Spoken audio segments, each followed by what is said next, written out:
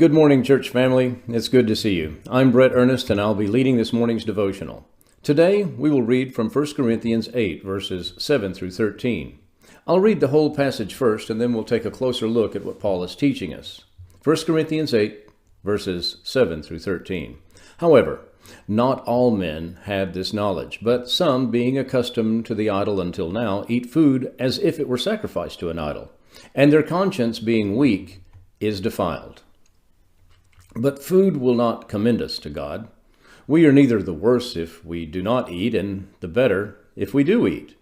But take care that this liberty of yours does not somehow become a stumbling block to the weak. For if someone sees you, who have the knowledge, dining in an idol's temple, will not his conscience, if he is weak, be strengthened to eat things sacrificed to idols? For through your knowledge, he who is weak is ruined, the brother for whose sake Christ died. And so, by sinning against the brethren and wounding their conscience when it is weak, you sin against Christ. Therefore, if food causes my brother to stumble, I will never eat meat again, so that I will not cause my brother to stumble. There's a striking realism here in Paul's words. He is dealing with something that seems trivial on the surface, whether Christians should eat meat that has been offered to idols. You see, we know that there are no other gods, so meat offered to an idol or a god that doesn't exist is meat that has been offered to something that doesn't exist, so what's the big deal? But, you see, he's not really talking about food. He's talking about the moral weight of your influence, the responsibility you carry simply by existing in the community. Paul says that some believers, because of their past, have wounds and they have a history, and they still associate that meat with idolatry, with past sin. Their conscience is still sensitive. Their story is still complicated in their head.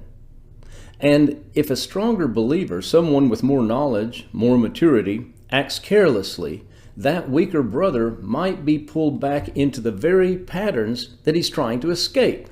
He's saying you take responsibility for that when you're in communion with them. This is the heart of the passage. Your freedom is not the highest good. Love for the brethren is the highest good. And that's a deeply uncomfortable truth in today's society, especially in a culture like ours that worships autonomy. But Paul is saying something spiritually profound. Your actions are never isolated. They ripple outward. They shape the moral environment around you. You must realize how every choice you make is a vote for the kind of person that you're becoming and the kind of world that you're helping create. You're always influencing someone, even when you don't realize it. You're always modeling something. Paul is calling you to recognize that your life is not your own. You are embedded in a network of souls, and the more mature you are, the more responsibility you bear. Paul acknowledges that the stronger believers are technically right. Idols are nothing. The meat is just meat. Their theology is sound. But knowledge alone can become a weapon.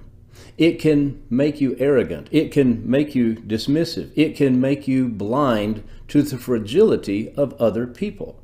Knowledge without humility can become tyranny. Knowledge without love can become sin. So the question for you this morning is, where has your correctness overshadowed your compassion? Where have you prized being right more than being loving? Paul says something astonishing here. If food causes my brother to stumble, I will never eat meat again. That's not weakness. That's strength under discipline. That's freedom, voluntarily constrained for the sake of love. We might consider the highest form of strength being something like self-constraint, self-restraint. The ability to limit yourself for the greater good. That's what separates maturity from childishness. Paul is saying Your freedom is real, but it's not the ultimate. Your brother's soul is far more important.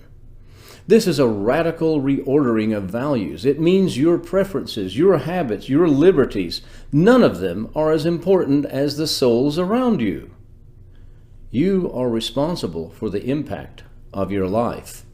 Paul uses a sobering phrase, by your knowledge, this weak person is ruined. Ruined. Not inconvenienced, not mildly troubled, ruined. That's the potential impact of careless freedom. Every action you take either contributes to order or to chaos. Either you lift someone up or you crush them. It's hard to be neutral in the spiritual world. I think we've seen that throughout Scripture. Paul is urging you to wake up to the moral seriousness of your influence. Someone is watching you. Someone is learning from you. Someone is interpreting God through your behavior. And that means your smallest choices carry eternal weight. Paul roots everything in the cross. The brother for whom Christ died. Listen to those words. My goodness. This is the ultimate argument. If Christ shed his blood for that person, how dare you treat them lightly? How dare you trample their conscience? How dare you value your freedom above their soul? You see what Paul's saying here. It's a serious thing wrapped up in a trivial matter of meat offered to something that doesn't exist. My hope for you this morning is that you will find meaning by taking responsibility for the spiritual well-being of others. Thank you for studying the Word with me this morning. Have a blessed day.